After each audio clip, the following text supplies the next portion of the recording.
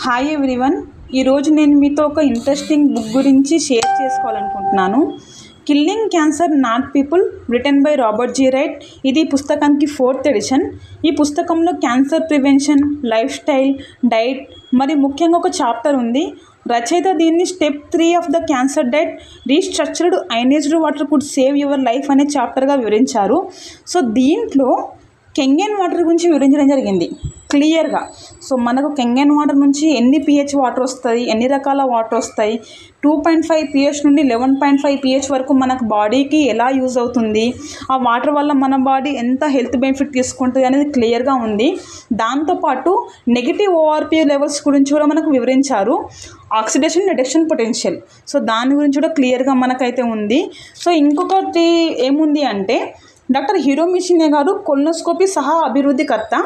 తను ఒక 3,75,000 పైగా కొలనోస్కోపీ పరీక్షలు అండ్ 1,40,000 పైగా పాల్పెక్టమీస్ చేశారని బుక్ వివరిస్తుంది.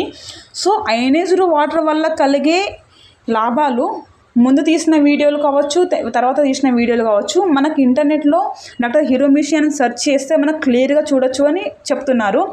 దీని తర్వాత మనకు రచయిత ఏమన్నారంటే, if I were looking for an electrolysis unit today, I would choose the HD501 or Kate, both made by the Enagic company. And ఇంకొక లైన్ కూడా చూడండి, I have no doubt that the best way in the world to bring an acidic body back to alkaline is through Kangen water. So check out the Enagic corporate website www.enagic.comలో. So క్లియర్గా mention చేశారు.